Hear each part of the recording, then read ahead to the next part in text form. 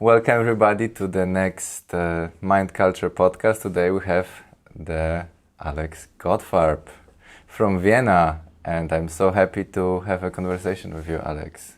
Happy to be here. Originally from Stockholm, though. All right. So, living in Vienna, but and sometimes still working in Sweden. Yes, and then you are, but I think I can call you already like a full Viennese citizen because you've started so many things. You've started together with your friends. Arbeitsplatz, the place where we are right now, it's a wonderful residency space for artists. You started the Luz Collective, a touring famous company based in Vienna. And Graz, the colleagues. I mean, I started Luz Collective. We started about 10 years ago.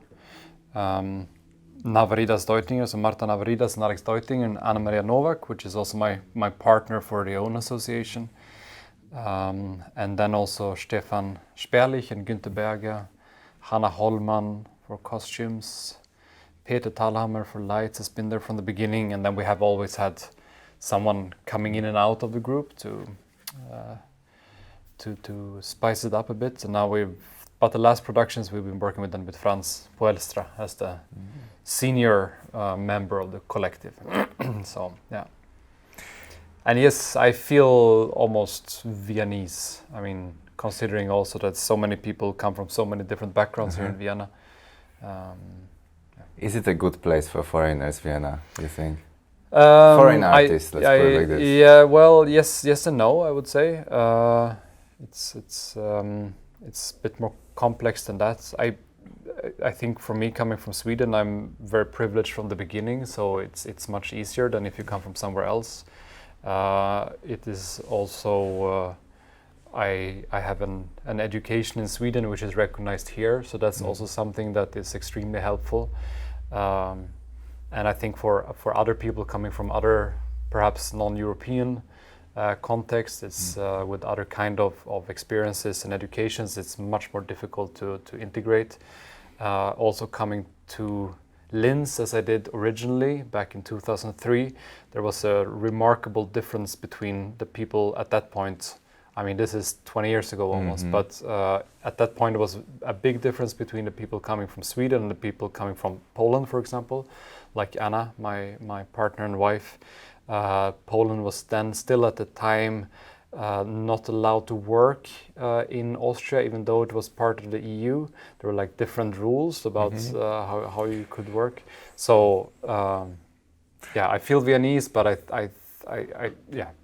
I'm happy to live and work here. But yeah, it's a singular experience. Yeah, I remember this, not being able to work. Yeah. Or like only being able to work black. Yeah. Which I didn't do, of course. Yeah, no, but it was a real, and the people at the point coming from Sweden, we could get a study grant from Sweden when we went to Linz, and all my Polish friends and colleagues, and Anna, my partner, had to work extra, and that of course is shaping the reality a lot. How you can concentrate. Yeah, but it also contributes to your ability as well to survive. Sometimes I think in a good way, sometimes I think in a bad way, because you learn to do things alone, and I don't really, I always been in the situation, okay, there is a problem, let's try to figure it out, like no one's going to help me, so I will learn how to do it. So I learn this and that and this and that, and somehow in this profession I feel I'm competent in many things, but actually there's not only competence. I think that if you're working with other people, there is also something else that is really important, that it's not just about competence. I mean, this was always, with the collective, we always spoke about this, especially in the beginning. It was really the feeling that we became more than the singularities combined, because you could lift each other and you could allow each other to be good at different things. And there is something like this when the group and the collective work well, you can achieve much more than you can individually as a sum individually. It creates more, but then of course it takes a lot of time, and any kind of collaboration needs that time, and it's not always that you're giving the luxury of having that time. With the collective, we had that, especially in the beginning, before the pressure was too hard of producing more, where we could take 16 weeks of rehearsal to make a creation and have time to go through all of those discussions. That was very useful. So maybe could you describe briefly how did you come to work as a collective? Like, what was the idea to do it in this way? It was a little bit not our decision from the beginning. We were put together like a boy band. It was Liz King, who has been part of the Austrian scene since a long time with Untitled Chapter Wien, and also as the director of Volksoper for the dance company. She had a residency place in Pinkefeld in Burgenland, and she had been asked by the people in Oberwart for the Haydn year, so there was a celebration of Haydn, to do performance evenings, and she put together Anna and me and Alex and Marta, and at that point Radek Hevelt, as a group, and asked us to do something together.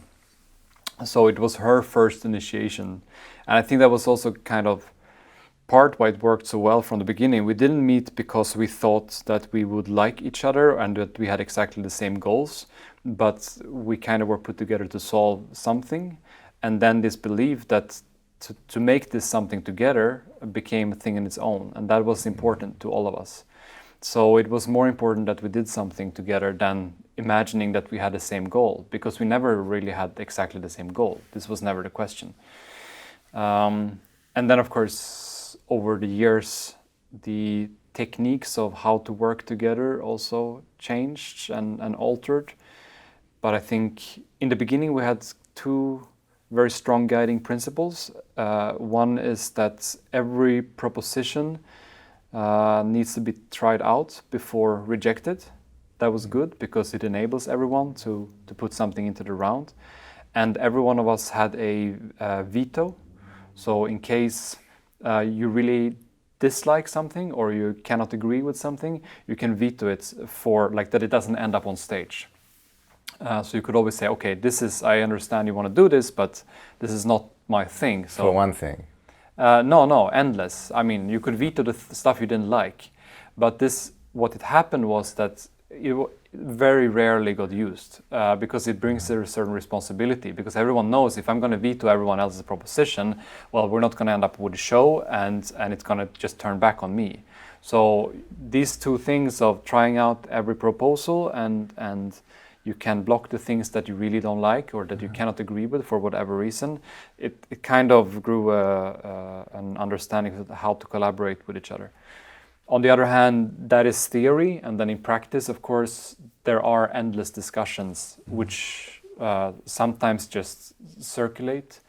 And I think now we are more saying that, okay, let's just do stuff and not discuss so much, because it's very easy to agree or disagree in theory, and then in practice is something completely different.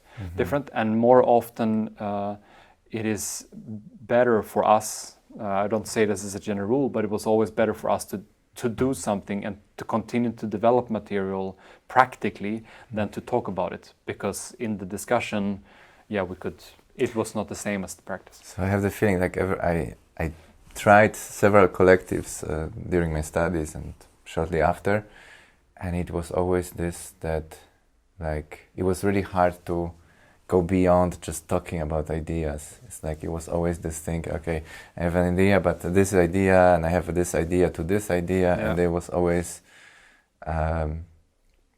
what I always found hard is like, okay, but when we start to do this, and I think it's good that.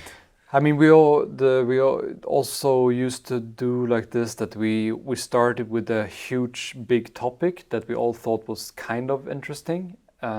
Let's say the Old Testament was one thing, or let's do a musical, that was another, or we do a thing on the Olympics or sports. So that was kind of to say that we had, or now with the Earth, like, it's extremely wide and broad, and then everyone will find something within that big meta topic.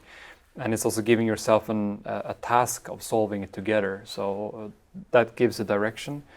And then practically, what has functioned for us is to say that we are responsible for different days of rehearsals. So to say, okay, yeah, these are the things that we talk about, but tomorrow it's your day and we will follow your proposals. And then the day after is this. And then you start to alternate these things.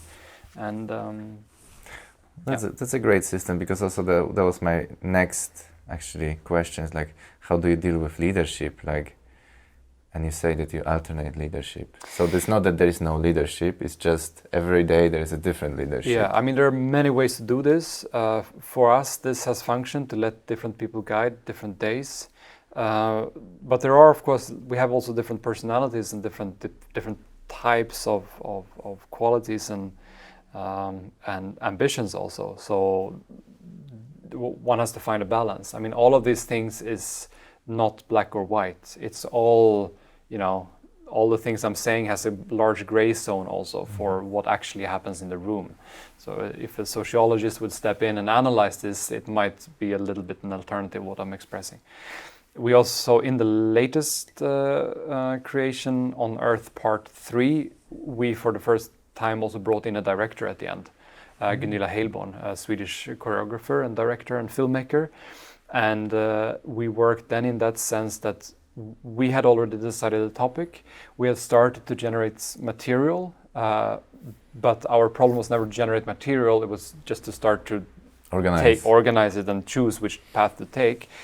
And then Gunilla came in a little bit later than in the process, and directed us as a theater director.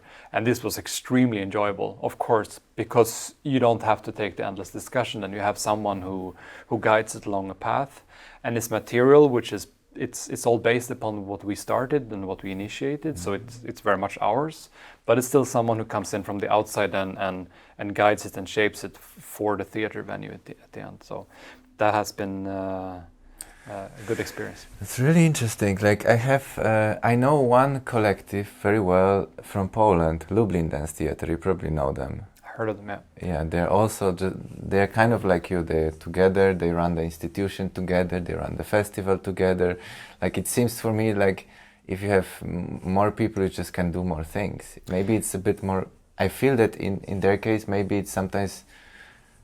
I don't know. Like they divide the functions between themselves, and they do it very well for many years. Yeah. So I think this works very well. But as I probably, if you observe it from outside, you don't understand how things are going at all, because it might seem a bit, all over the place. But at the same time, like when I look at the effects of their work, they accomplish so many things just by being together. And this is, I mean, it is also, strong. One has to, but it also takes time. I mean, one way for us to deal with it was also that we had other things to do in between. That was always good. That we knew that this is with the collective, and then we can separate it and we can do our own stuff in between. That was keeping it healthy. Arbeitsplatz, the place we're in now, is a different type of organization because we're not doing artistic work. It's a structure. For artwork to take place in, and it came out of a need for not working in your pajama in your living room anymore, which is funny now with the pandemic going on because this is like back to how that's happening, and that kind of isolation that it brought on, and this was we started the first talk in 2013 around Arbeitsplatz. And that was also combining different interests and a little bit of a analysis of what was happening in Vienna at that time with the studio spaces, because often you had then and you still have that a studio is very strongly connected to one choreographer and one line of artistic research or artistic work. And as with most state subsidized situation, this is the subsidies are not set in stone. They can come and go a little bit depending on the choices or the political situation at the moment.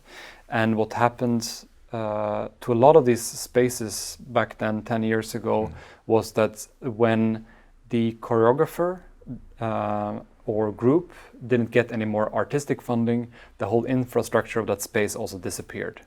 And that was a big loss, not only for that company or that group of people that were working immediately, but for the whole surrounding. Because as we know, the studio spaces are always used for different people.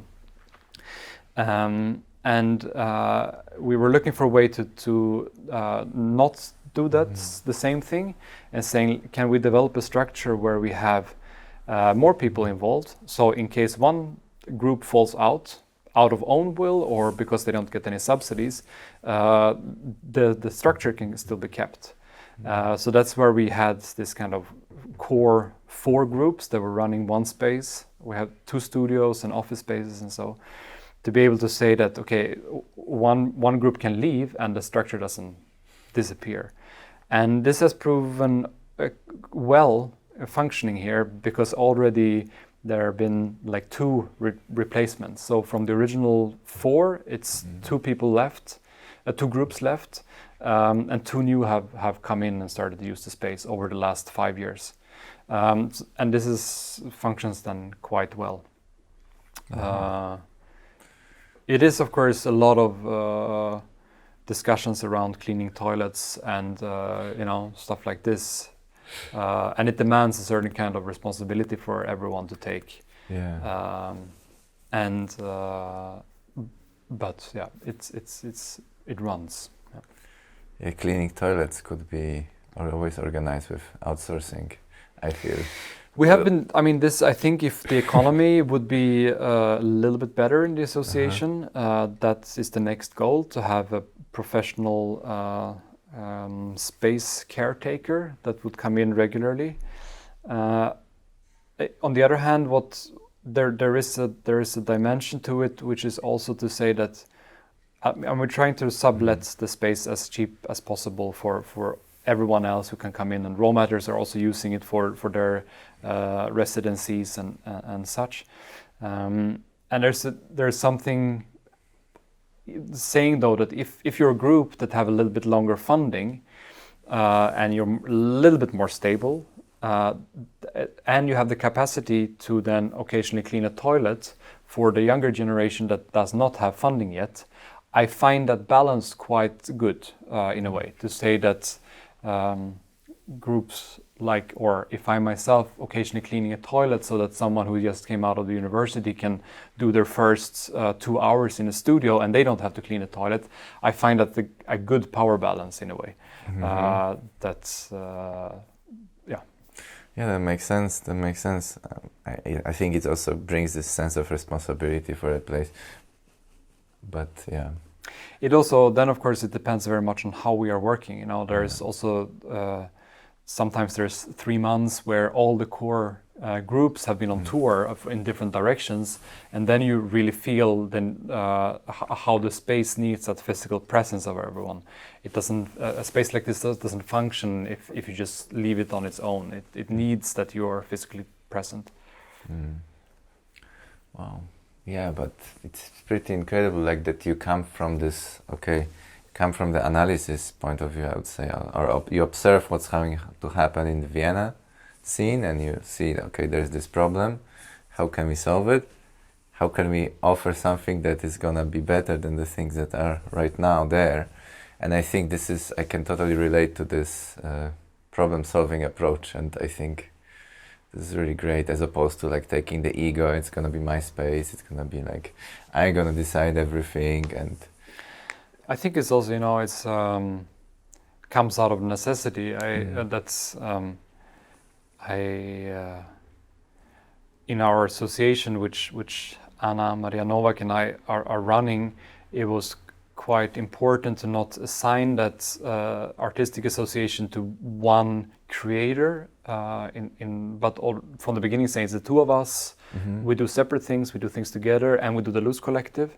So that's and this has the same thing here. Like there was never a wish to carry it on your own. Like I don't believe in that model really.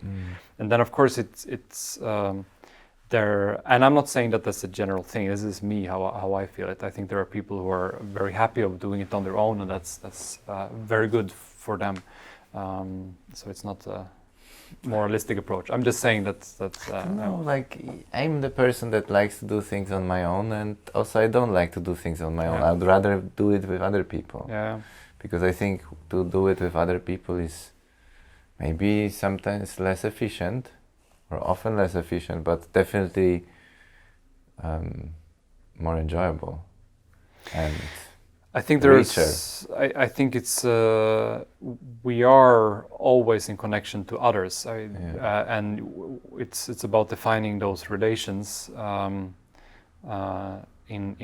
a possible way where exchange is really happening, and I think it's not possible to be individual in this because we just aren't. So then it's about seeing how we are in relation to others and talking about those kind of relations and how that's shifting. So you say you're interested in relationships, but you're also interested in politics in general. Where does it come from? Why you're so political? I'm not sure if I'm political.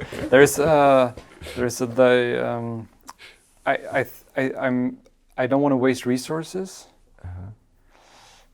I think that there are resources in our society that could be distributed differently. I think this is perhaps not even political, it's just common sense, but if you have a very few amount of people in the world who are getting extremely rich and getting richer and richer, especially in times of like we have now with the pandemics, there is a systemic wrong there. There's an impossibility of how that can happen, and I just kind of common sense to try to find a way to redistribute those means. And do you think, that's my always question, like, do you think you can exhibit any kind of power of change as an artist, or you need to step out of this role and become something else in order to have an impact?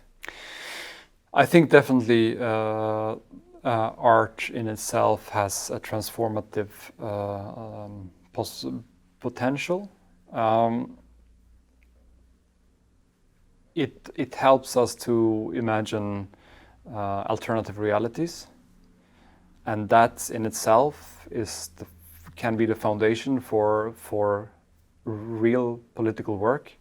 However, I don't think we should fool ourselves thinking that the laws are changing directly because of the art we're doing. Maybe in turn, maybe as a following, and there I see a extremely important development of how to. We also need to work politically, concretely, with very specific questions in order to change things for ourselves, perhaps for others. I think it's easier to talk about the things that affect you directly. Not imagining that you can save the world for hours, but I think if you have the possibility to stay solidary with each other, that is needed and important. There, Wiener Perspektive comes into play. That we can first of all start to exchange art between artists. This never happened so much before Wiener Perspektive started, in my opinion. Wiener Perspektive is like, what is it exactly? Wiener Perspektive is, it's a larger group of artists, primarily living in Vienna, who are thinking and acting on topics around concrete political issues for art making. We are not claiming perhaps that we are representative of the whole scene, but we are definitely experts of our own experiences, and there's a large enough group of people that are connected to Wiener Perspektive that we can have a fruitful exchange and understand how the above all the Viennese cultural politics for our situation is happening.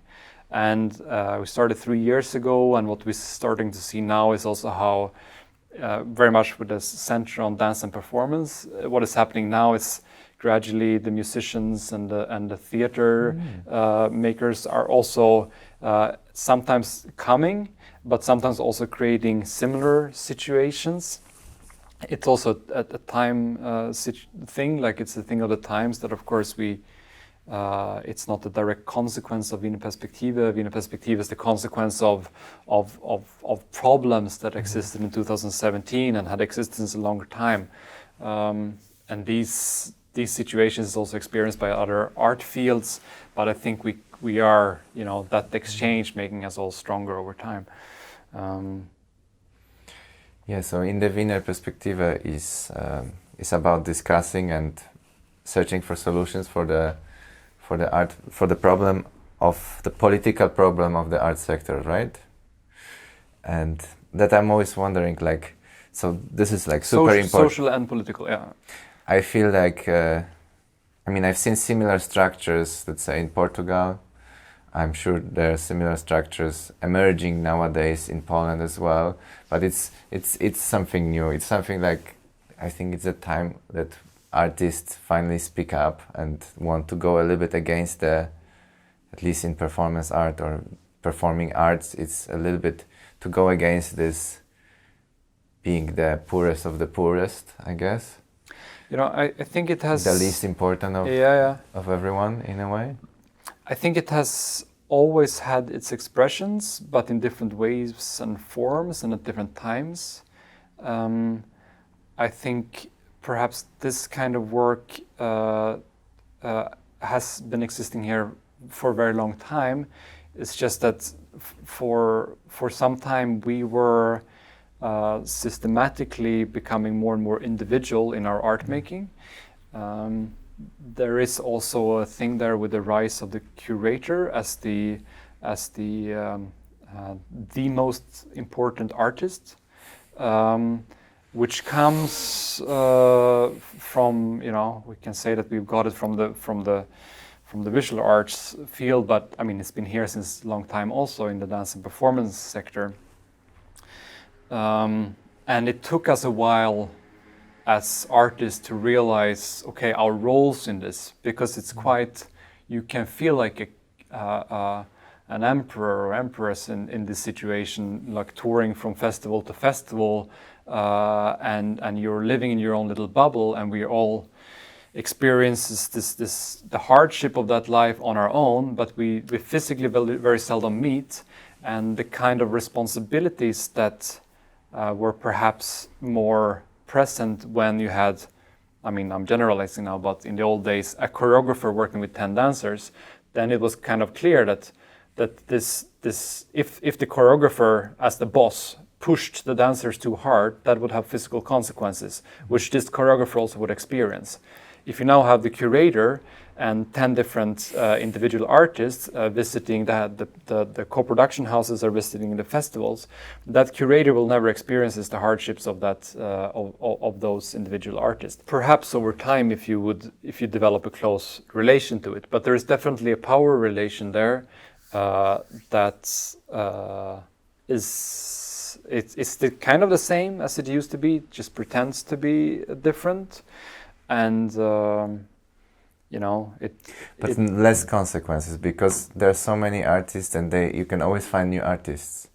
It's in combination with the influx of art educations in Europe also, and the money connected to that. How schools need more and more students in order to justify their own existence, and that is then providing so many good people into the scene that the competitiveness is extremely high. And I think it would be brilliant if there would be work options for everyone, but there aren't. And then of course what the curators do with these freelancing artists, you have extremely good examples, but there are also very bad examples of, and as said, like the social tie between curator and artist, I would claim is not so present as a tie between a choreographer and a dancer that works over years with each other, because you experience each other every day. And I don't say that I want to go back to choreographer-dancer hierarchies necessarily. They can function well and they can function less well, but what is important is that the freelance artists now can start to communicate directly with each other and find solidarity within this without competing about the next co-production or competing about the festival spot, but rather saying, what do we want to do? And is there a way for us to work independently of the co-production houses and the festivals? Is that really a format that we would like to continue with? Because in the end of the day, it's what the artist wants. That is why we're doing art, not how the curators necessarily want to color their festival. Yeah, that's I always find out, like, oh, a curator has an idea and this festival is gonna be about this and this and this, and there's an open call, and send us a work, like the festival is in like half a year, send us a work that is about this and this and this. It's like, I never created a work about this and this, so I don't have a work about this and this. It's like, and then we maybe start to think about, like, so who, and there are also good examples. I think there's, if you have, but it's also connected then again to the social situation. Most people in that position working within an institution as a curator have an employment over time, and they don't really take, one could say that they take risks with their programmation, but they gather already worked out material, and we as artists who most often work without employment or without security then provide the real materiality of the festival or the institution. So I think it's important that we understand our position as perhaps the worker who is creating the things, and we should at least strive to create what we want to create materially. I feel that artists tend to be more mission driven, whereas I'd say that often the curators I know some curators, and those that are usually the ones that I stay in touch with, they're more mission driven, but I see also a lot of career driven curators, and they just want to have good names that sell well, and like this thing about taking risk is not there. So you have a curator that will only choose things that he knows that are gonna work. So this immediately closes doors for every other artist that is out there that is not in the circle. And I find these circles are extremely hermetic nowadays. They are also. I've been very lucky that came to Vienna in the times that I came here. It was in 2005, and at that point there was a kind of openness still with Imagetanz, with Stückwerk or Werkstück in Tanzkvartier. At that time there was a place where we could really experiment and try things out, and it was quite low thresholds. The times have also changed. Speaking about the influx of amount of artists, I spoke to someone who was saying, like, back in the days you could collect the VHSs at that point, which you got from the artist as a director, as a curator, and you could then 1 or 2 days a month you could watch through all of these VHSs, and that was manageable. So knew like, okay, Thursday afternoon or Friday once a month I have to watch all the material that everyone has been sending me now to consider what it is and what's going on. And now I think an institution like Tanzkvartier gets an amount of proposals per day that is almost difficult to even respond to. And then of course the artist gets pissed off because they don't feel heard, but it's also on the institutional side, it's just not possible to process this amount of information. Yeah, of course. So I think we need to look for solutions where we can meet on different bases, where we can open it up, but perhaps above all open up different realms where we as artists are more free to create what we want to create and try that out directly with the audiences without necessarily going through the eye of the needle from the curators and co-production houses. This is what I always find, like, what I realize very quickly is that actually, like, you can be, as an artist, you can be either taking what's there or you can try to be generating new possibilities. And I think with the amount of new students, with the amount of people that just emerge from the institutions constantly, like, if we don't generate new possibilities for ourselves, like, most people will suffer. Yeah. And I think this is important to realize. And of course, it's a completely different set of skills in order to be able to create something on your own, something new, some new possibility. But I think this should be the main focus of all the dance artists nowadays. Yeah. No, I agree. I mean, when I started the Ballet Academy in Stockholm in 2000, my first teacher there said something like, okay, you're 30 people in this room, 20 will graduate and 10 will still be working after 5 years. And that is kind of this competitive, individualistic approach, which I completely I completely disagree with it. And I think that we should say, okay, everyone in this room can together create a different type of work situation that they would like to have together. Rather than saying, I need to compete for those already existing options. But what if every class in every institution would say, okay, we don't care about that other stuff. Maybe we need to obviously find resources to do the work. That's the problematic part of how to distribute that and create alternative funding situations. But if the mentality is there from each group to say, okay, we're working together to enable each other within this class, to let everyone flourish, I think that's the approach we should try to achieve, rather than saying, 30% out before we finish, 30% out in the first 5 years.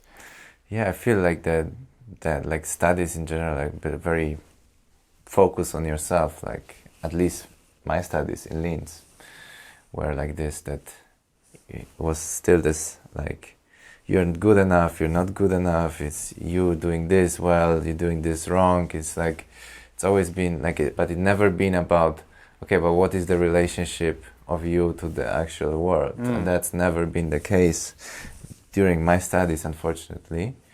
And it's kind of, how to say, I always find this problem with these teachers, because what is a dance teacher? Okay, some people are really driven and they love to pass their knowledge on and they really have it, but a lot of those teachers, they just do it because there's no other job to do, and then they already disconnected from the market, because I think the best teachers are those who don't need to teach, who just come there because they just want to do something nice, but they don't depend on it.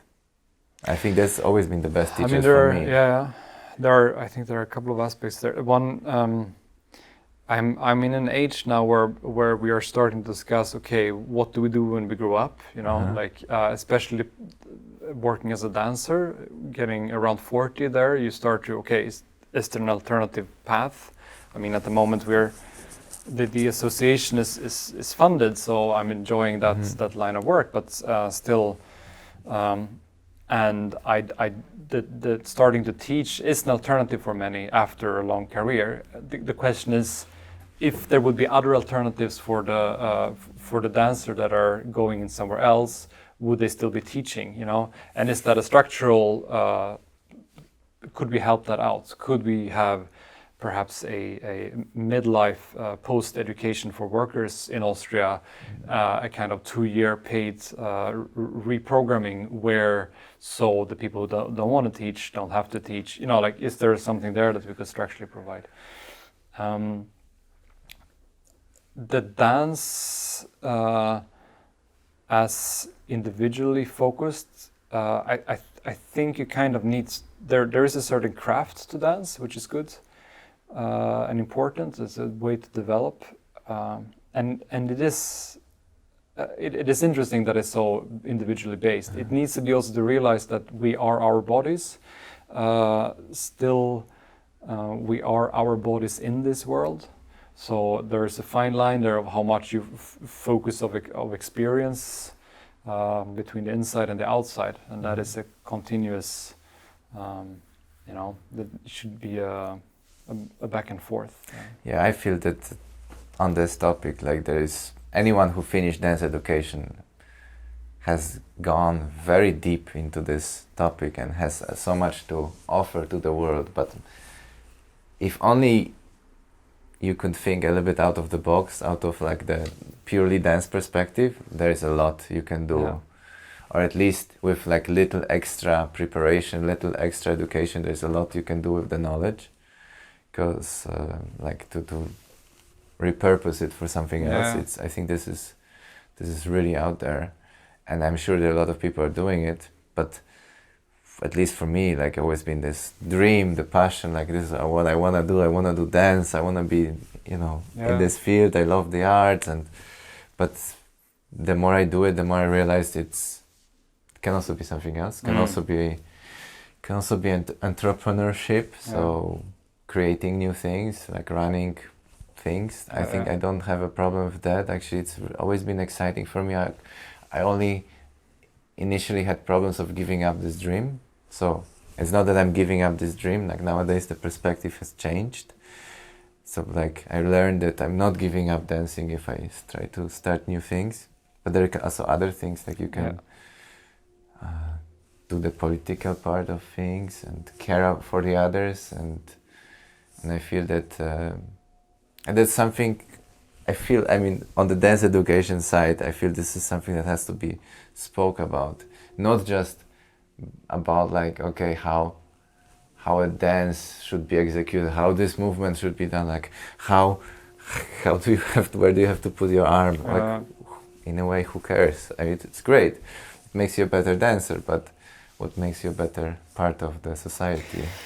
Yeah, I mean, it takes a lot of time. One last question I could ask you is, do you envision yourself, like do you envision new projects? Because you say Luz Collective, Alex Gottfarb choreography, there is a project like this for sure.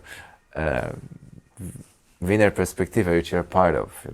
I don't say you're a main founder, but you're part of. And then there is also Arbeitsplatz as well. Do you see more projects like this, or is it even possible to keep so many projects at hand?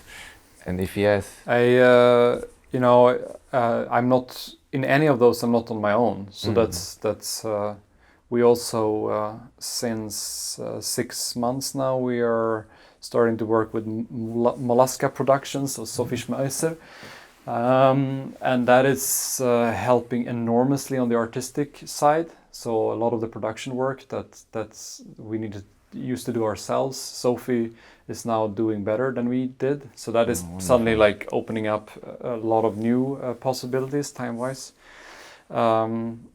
Having a kid is also like a continuous, since 5 years, clear dedication, something I don't want to compromise with time-wise.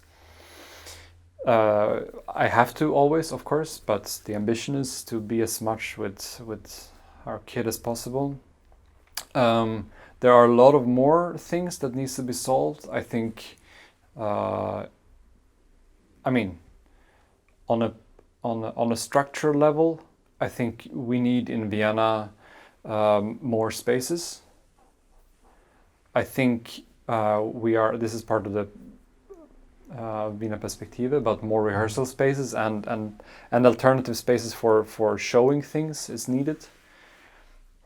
I think everyone should be paid on a level where they can afford to retire at some point. So these are two Wiener Perspektive connected questions.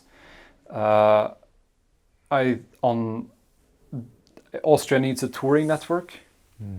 There are touring networks which function or has functioned well in Holland or Sweden. It could be easily set up here. I think it wouldn't cost so much money, and it would be beneficial for maybe not so much for Vienna, but for Austria. So on a Bundesebene, that would be nice to do. The touring, the national touring network for dance and performance, and then in relation to to payments to redo the social security system in Austria would be nice.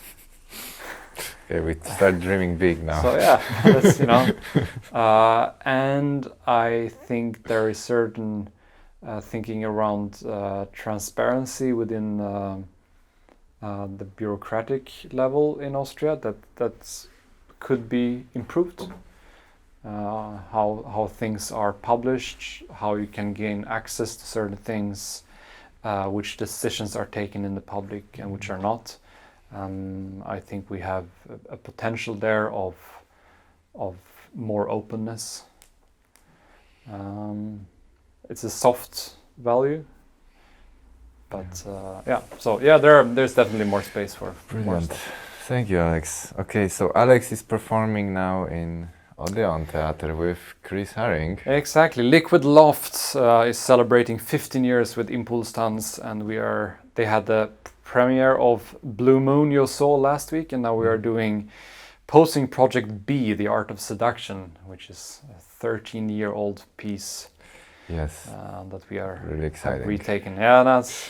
I love your pictures. Yeah, thank you. All right, Chris's thank you. pictures. Yeah, thank you. Thank you so much, Alex. Thank you.